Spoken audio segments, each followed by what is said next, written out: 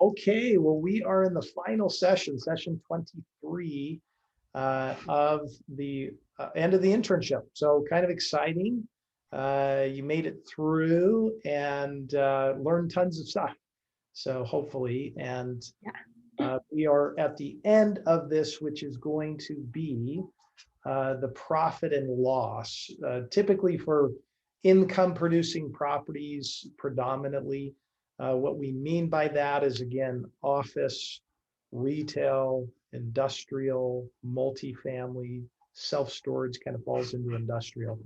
And then obviously you're going to get into single tenant, triple net properties as well. And so yeah, we're just going to walk through just a general understanding of what is what are we doing when we're looking at an income producing property? Again, pulling back, we're trying to get to cash flow. And whenever you deal with a general income producing property and you have the buckets, okay, so I want you to kind of think of, because I'm trying to form the way you see it, which is you're going to be either sending it to a bank, okay, or you're going to be sending it to a life insurance company or a CMBS company, or what I call a transactional lender, which is just set up to do income producing properties. And each one of them just has a little bit of a different way, not tremendously, but how they're going to approach it. Okay. So for the most part, they're all going to take the numbers and plug them in, but there's things that are going to change from their perspective. Okay. The bank, again, if I'm just giving very broad brush commentary, they're going to spend more time looking at the individuals behind the asset first. Like they want to kind of know, are they strong financially? Do they have outside cash flow? Then they're going to be underwriting the asset, right? So just because they're very relationship oriented, and so that's where they'll spend a lot of time. The life insurance company is going to spend way more time on just the asset, right? What is the asset? Where's it located? Show me the cash flow. CMBS, same thing. They're just like, show me the asset, because again, they're focused really on those kinds of loans. And they're predominantly doing non-recourse, because if you do non-recourse, you're really going to spend a ton of time saying that's the thing that's my repayment, right? So yeah, so let's just kind of walk through, and I'll just ask you some questions as we walk through these together. And so when you look at the top, we'll just walk through the items. So when you hear gross rents, what is that? What do you think that means when you hear gross rents? What are we putting in there? The total amount of rents that they're receiving for that year, without any sort of expenses taken out of it. Yeah, exactly. So that's exactly it. So you're taking whatever they're receiving as the base rent from that tenant on an annualized basis. Now, there are going to be times we're going to do year to date, right? Or interim, where it's up to 6 months, 4 months, 5 months, whatever that number is. And so that number is going to go in there. Historically, you're going to get a full year for the last 3 years. That's always the goal. Okay. And then you'll get the interim statement. We hear that word, it's the in between. So again, if we're in August now, you would get January all the way up to July. Okay. Because they're not going to have August done. And so that would be your ideal. Okay. And then you're going to log in the interim statement and you're going to walk through that all the way through. Okay. Now, and that's when we have to, there's the bottom part, or close to the bottom part, we have to adjust all of that to be matching with just part of the year. Yes, spot on. Very smart. Yeah, exactly. The debt payments, you're going to have to make that adjustment to make sure that is, for, basically 7 months. So you'll take that annualized debt payment, you divide it by 12, multiply by 7, and then that's going to be your payment, just so you can have equivalency on your debt payments. Okay. And then, the other thing to just notate, a lot of times, the lender will sometimes say, well, I'll even do a pro forma, okay, or a projection, and they'll actually just take the rent roll and multiply it by 12, okay? Okay. Because what happens is the lender will say, the borrower might say, hey, well, look, we were leasing up, so the history doesn't really give a full representation. Now we're 100% occupied. So let's take a look at what it looks like now with the expenses that we think are in place historically. So we use those, but we just want to put in the new rents, right? So now some lenders might fight around with that and go, well, that's a little bit of a stretch, but Yeah, they don't want to pay any more than they have to. exactly. So anyway, so gross rents, that's the number. Great job. When we get down here to expense reimbursement, what's that all about? What do you think? Sorry, I'm looking along with my sheet right here. Well, okay, I think that the expense reimbursements, that's whenever they put in the work before, and so then they're, how to say it, like they're like part of the loan is going to be going toward, or I don't know how to say what I'm trying to say. Okay. Like they like say they've like made improvements to the place before, then they'll be putting that towards how much they're going to be getting in their loan, I guess, if that's the best way. Yeah. So let's walk through like a scenario for a minute. So Kelowna has Kelowna Incorporated. I have Dave Cotter Incorporated. Thriving companies, by the way. But so these two companies move into this retail center. Okay. So Kelowna takes 40% of the space. Cotter Incorporated takes 60. Okay. So it's a two tenant, situation. So in your lease, the landlord says, well, these are triple net leases. Okay. So I'm just using this as an example. We'll use another one. And in that situation, the landlord says, okay, well, my property taxes are, call it 10,000 a year. And so if we have reimbursements, or what we would consider CAM or common area maintenance, then you would pay 40,000 a year, and I would, 4,000 a year, I would pay 6. Does that make sense? So those would be the reimbursements, right, that would go into that sort of situation. Because if it's an expense item, $10,000 down here in the taxes, okay, Oh, okay. got to Yeah. be a reimbursement up top, so that's a wash. Okay. You tracking with me?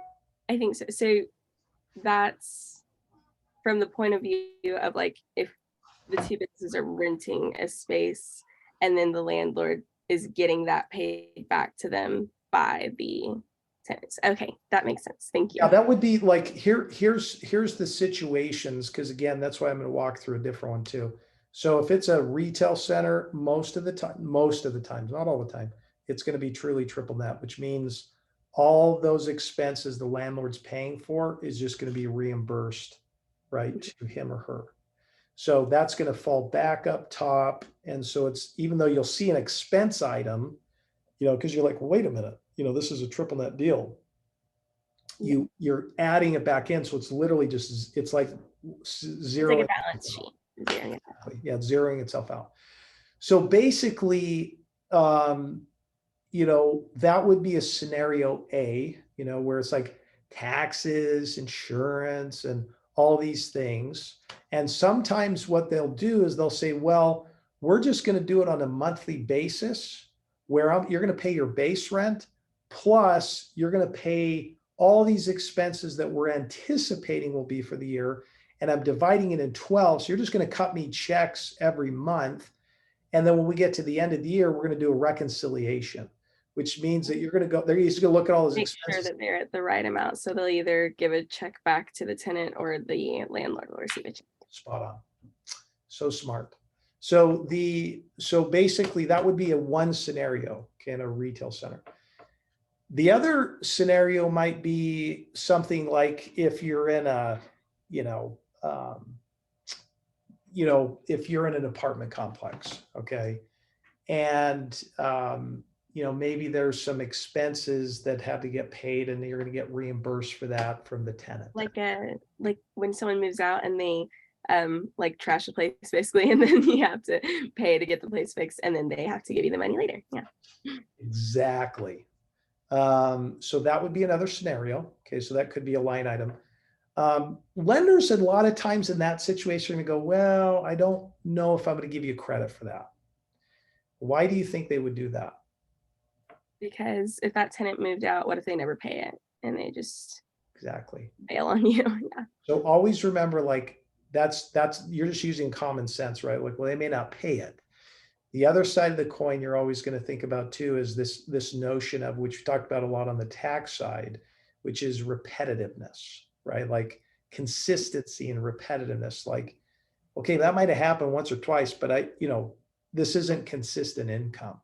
It's just kind of like a one-off, two-off type of thing. So you're always looking for consistency. Now, other income, okay, think about it for a minute. So if you're in an apartment complex, let's say that you have a garage, okay, and they're going to say, well, we're going to rent you. You can use the garage. You're just going to have to pay for it. Mm-hmm. Okay. Other incomes like the laundry mats, they have like other minis, like if they had vending machines and they did those through themselves, and those would all be other incomes. As long as it's not the actual rent, then it could be considered. Exactly. Great job.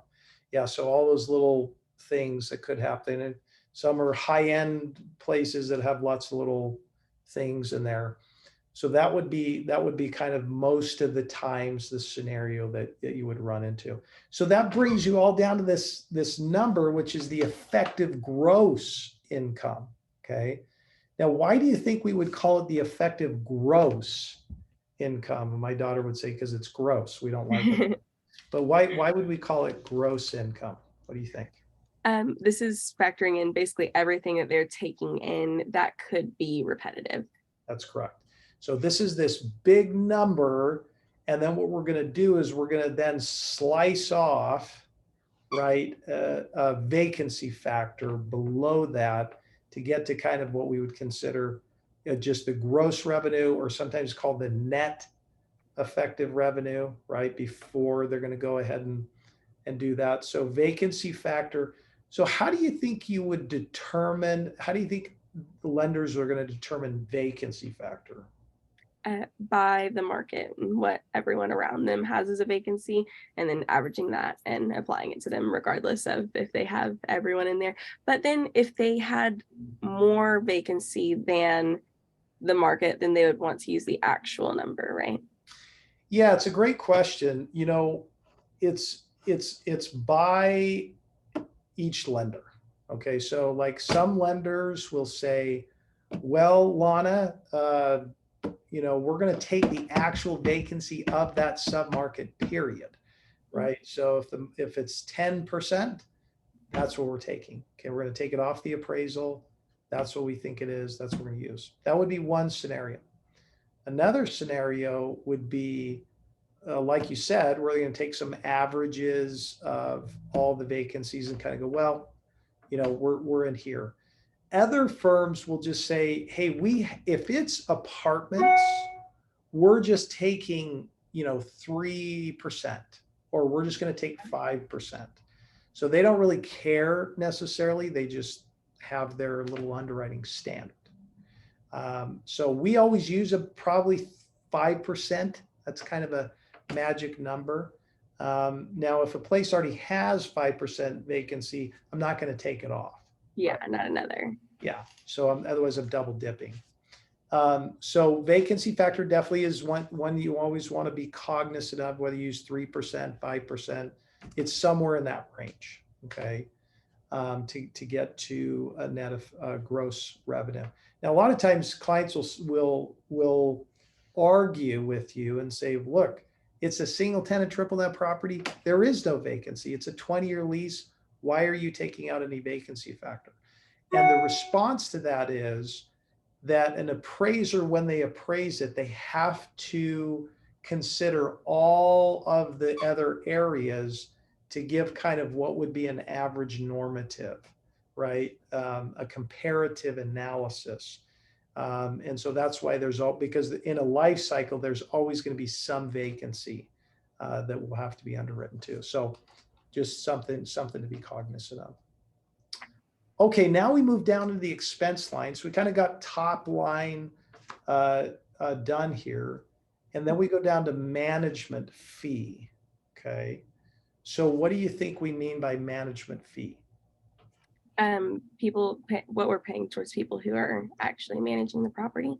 Correct. Yeah. And again, you know, I have some of these notes to the left, but you know, it says unless otherwise told or seen on a financial statement, use about 4% of the gross revenue. Kind of a, again, you know, average number that you might use. But what'll happen is a lot of times people will send you their financial statements and they won't have management fee. And what their argument to you is, I self-manage. Okay. Mm-hmm. So there's no fee. And again, your response to them is, I get it, makes sense. Challenge is lenders won't underwrite that way because they're always going to presume if they had to foreclose and take it back, they would have someone managing it. Exactly. They're not going to self-manage, right? And so that's what you'll use in that number. So does that make sense? Good on that? Yes. Okay. Not a whole lot there, just, you know, it's usually just a percentage. Electricity, again, you know, probably just going to take what's on there. A lot of times you might not see it. If you're seeing, well, here's a question. So let's say you're doing an apartment complex, okay? And you look at it and go, holy camoly, like the utility expense is like really high, okay? What would you potentially come to a conclusion of on that type of property? I know it's a little bit of a trick question, but I'm testing you right now. If the utilities are really high, just at any specific property? Yeah, well, let's say it's for an apartment specifically. So think about an apartment complex. Normally, right, the tenant, right, is paying their utilities, right? They're gonna pay their, you know, water, gas, electricity, right? But the water, sewer, trash typically is paid by the landlord, generally speaking, right? But if you see a really high one, you kind of go like, you know, the assumption would be, at least my assumption would be, or you can make an assumption that this is a master metered property. Oh, because that means that they're all set to one meter. Okay, yeah. So just think about, so what if you see really high expense, go, whoa, that seems really like a big number. Then, you know, that would be a follow-up question like, hey, is this master metered, or like, why is that so high? And I would press into that, you know, for sure. And that's a tricky one because there is no general normative on a ratio percentage on electricity. So you just kind of have to take what is in there. Okay. Okay. Water, again, same thing, kind of water, sewer, trash, it's all going to lump together. And again, like I said, 99% of the time, I've never seen it otherwise, the landlord's paying that expense. Now I have seen, like I saw one time where some guy who was super, you know, I don't know if he was just like, you know, bored, but he went through this whole exercise of like literally getting each individual meter, and then each month he would bill them, and they had to pay for it. Holy cow, you're it's not worth the time. Jumping over dollars to get the pennies. So you know, but most of the time you're going to see water, sewer, and trash paid by the landlord. repairs and maintenance. Okay, here's kind of what you need to form in your mind around this one. You know, if you see, a lot of times you'll see kind of up and down a little bit year to year, right? Like you'll get, you know, big this, big that. That's your press in. You're gonna be like, hey, what happened? This year was really high. Would you, oh, we spent a ton of money on HVAC units this year. Okay, got it. If you're dealing with older properties, that becomes a big deal because you have to find out like what's the condition. And if you're an apartment complex or even any kind of building, you're dealing with major things like roof, okay, plumbing, okay, that's a big one.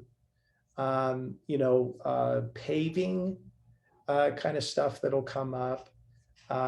So those are like big ticket items. And usually when you get into an older property, those really start to give, especially the older properties. They'll have a galvanized plumbing. And that was really bad because that stuff corrodes and then it eventually kind of breaks and there's holes and stuff like that. So, you know, when you deal with older properties, that numbers could get kind of funky. So you're just going to really want to ask a lot of questions around like, hey, what's going on here? What was the condition of the property? Have you done any renovations over the last couple of years? When's the last time you did the roof? If you have a flat roof, okay, that could be problematic for sure, because flat roofs, especially in Arizona, tend to be a lot more difficult. You know, they get a lot more leaking and things. Yeah. So nowhere to roll off. Nowhere to roll off. That's exactly it. So repairs and maintenance, taxes, right? You guys over in Texas love your taxes. You guys have. Yeah. I don't know much about it yet, but mom tells me about it all the time. You guys, I'm doing a project over there. It's a $69 million deal. And the property taxes, I mean, I think they're double what we would see in like Arizona. I mean, it is expensive. I'm like, you guys have high taxes over there. So now, obviously, you have other things that offset. Yeah, it's like things balance each other out one way or another. It just depends on what you prefer. But my mom was saying that everything's been going up so much because everyone moves to Texas. Everyone wants to move to Texas. And I'm like, go away. I know it's the double-edged sword. It's like it's great for growth, but then you kind of have the whole, you know, stuff. It's messy. It's super messy. Yeah, we're part of these like Facebook groups, and my one is like Colleyville Moms. It's where I went to school, and so my mom's still in it.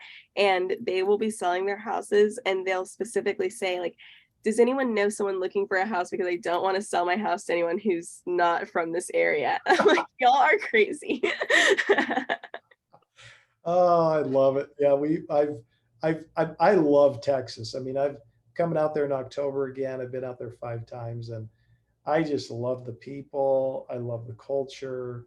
And every time I'm out there, they're like, y'all can come out here, just leave your politics away, you know. Oh my goodness. I hear it all the time. So I always laugh.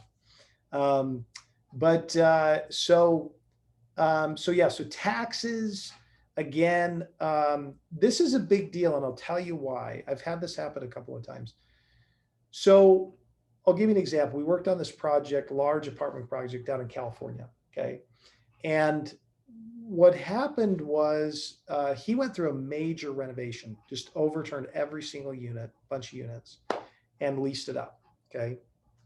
So what he was doing was he's buying out a partner.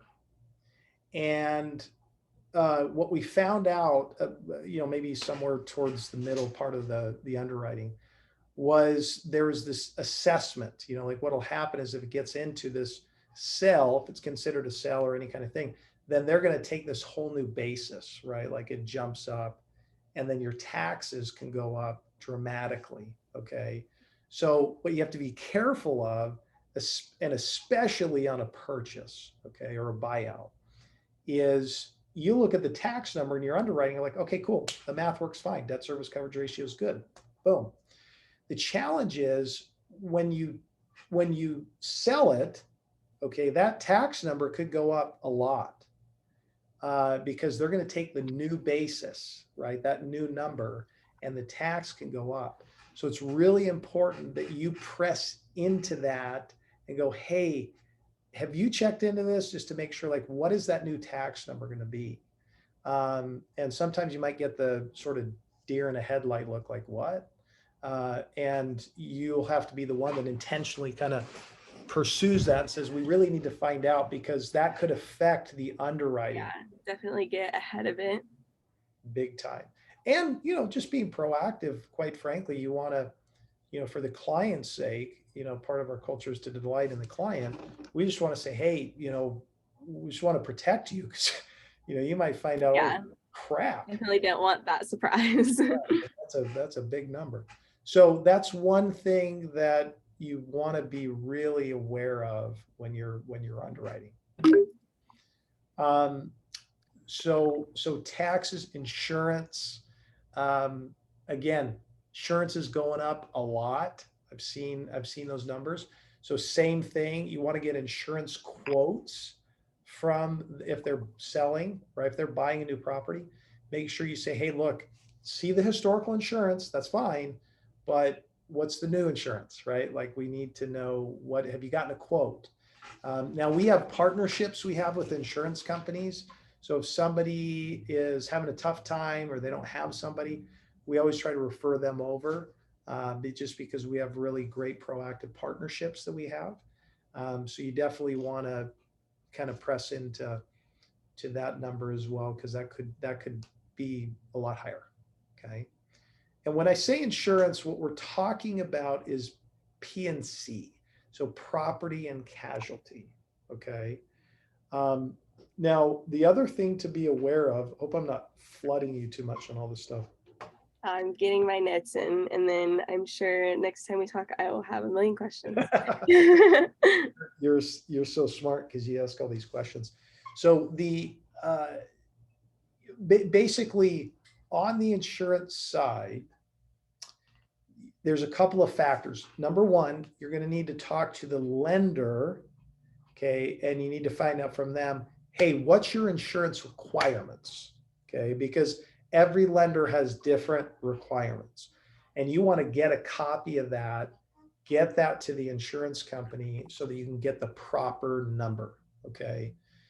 Because the borrower might go, hey, well, I just want this coverage. Well, that's fine, but the lender's saying, no, you need to have this coverage. Okay. Because we want to make sure these things are covered, especially on CMBS and Lifeco. They're really strict. They're like, and it's a lot higher. They're like, we want this. They want the whole enchilada. Okay.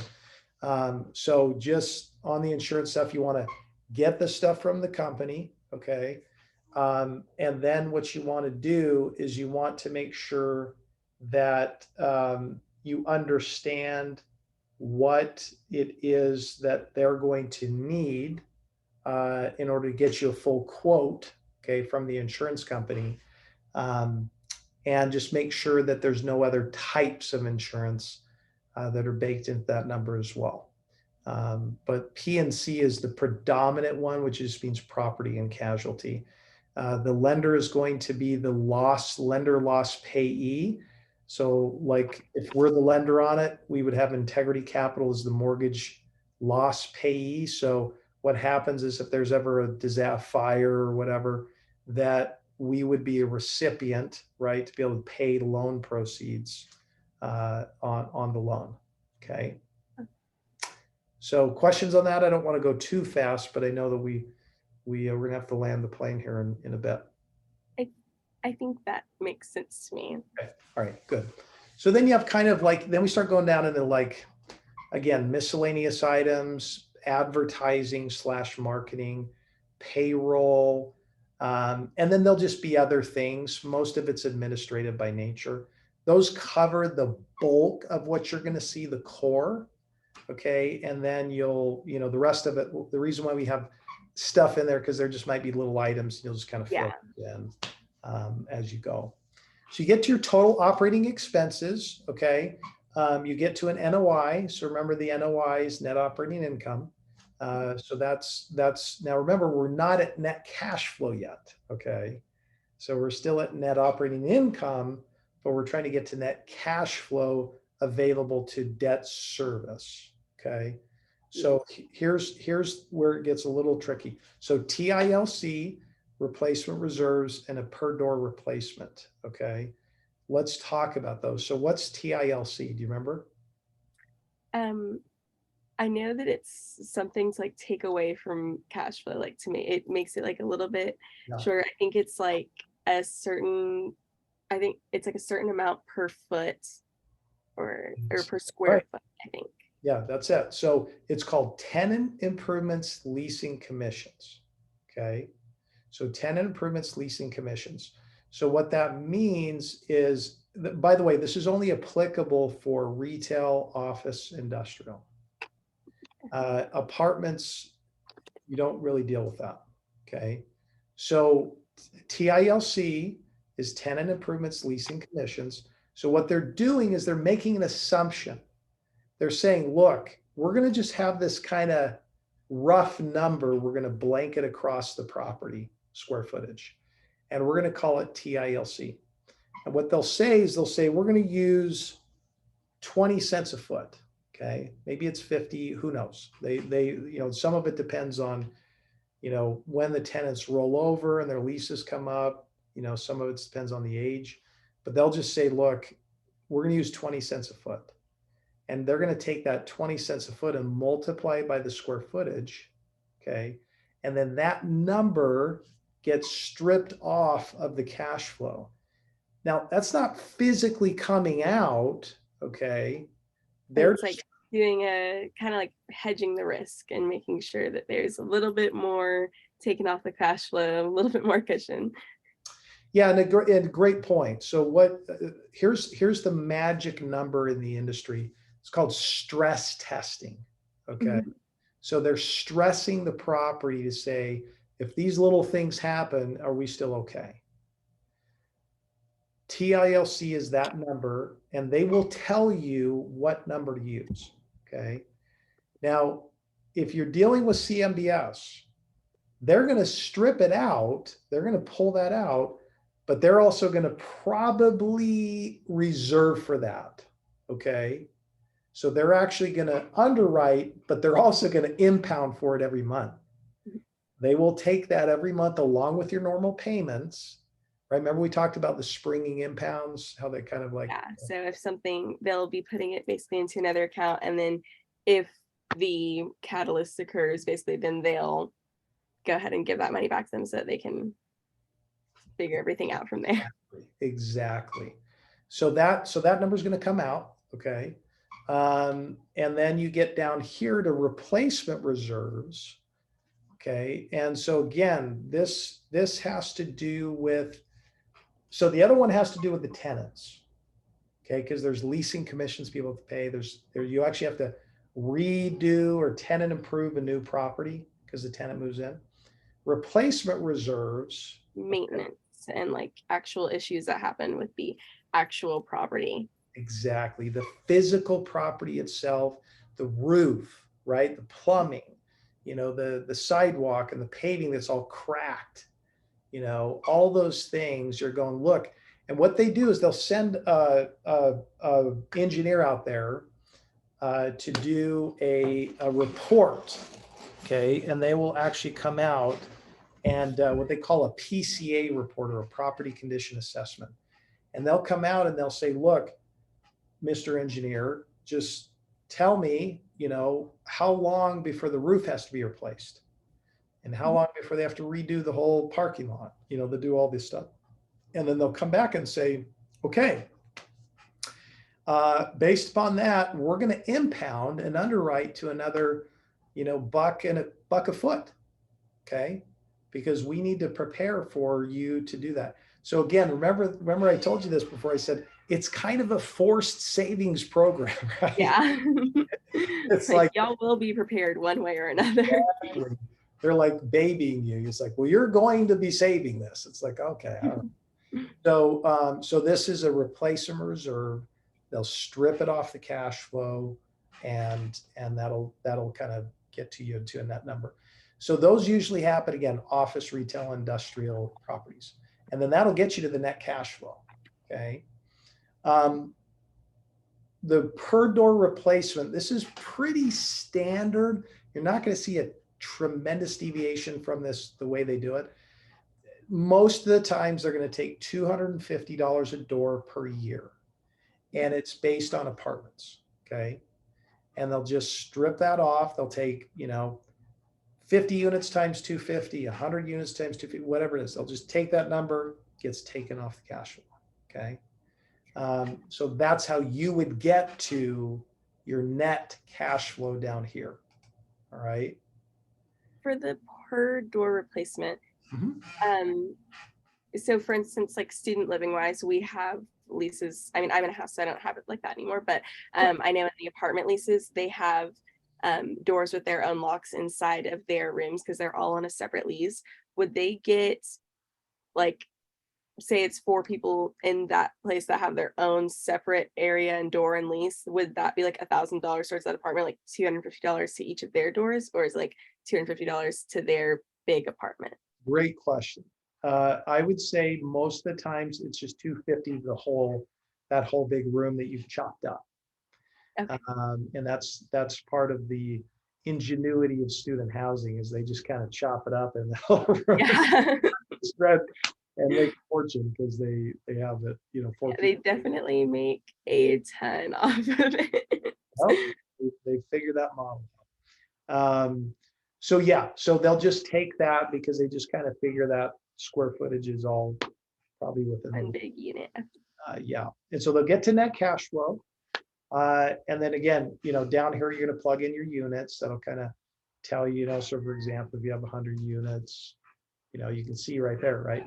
$225,000, right? Yeah. And so, expenses per door, this just kind of gives you a rough ratio. Most of the times, like traditional apartment complexes, if you're seeing somebody underwriting to like 35% operating expenses divided by total gross revenue, you're definitely going to go, that seems really light. Okay. Now, the only time you wouldn't do that is if it's brand spanking new, because they just don't have the maintenance and all the other problems. They probably have, warranties on everything. And yeah, so you probably could underwrite to 35%. But on an older property that's, 7 to 10 years old, you're definitely at 50%, and you're referring to the expenses per door line. Yeah, so let me kind of unpack that a little bit. So I'm gonna give you these 2 ratios to think about when you look at it. So the first ratio is the operating expense per door, or sorry, operating expense relative to the total gross revenue. So right here, you'll notice this takes B23 divided by B7, okay? That ratio should be on an older property, against 7 years or older, should be around 45 to 50%. If it's lower than that, you definitely should be concerned, because someone's not operating at that level. And then when you get down here to expenses per door, if you start to see things that are $3,500 or less, that's a red flag, because again, it's real tough to operate an apartment complex at $3,500 a door in expenses per year, per unit. Okay. And so you want to kind of look at those 2 things. And again, you start to get into 4,500, 5,500, and the higher you get, okay, remember, you start looking at some of the numbers and you're like, man, we're at like 60%. Again, that takes you back to the whole master metered, right? Because now you're like, well, gosh, you're operating, yeah, because it's master metered. Okay, got it. So does that make sense? Yes, that does. Okay, good. So then you get to cap rate, right? You kind of figure out what is the normative cap rate. After you've done your underwriting, you kind of put this number in if they're buying it, you know, and let's say it's a market is, you know, a 5 cap, you know, then what'll happen, and let's just use an example here. Let's say I put in, you know, $2 million. Okay, so if I put in 2 million, 2 million bucks, 3% vacancy, let's just say it's 5.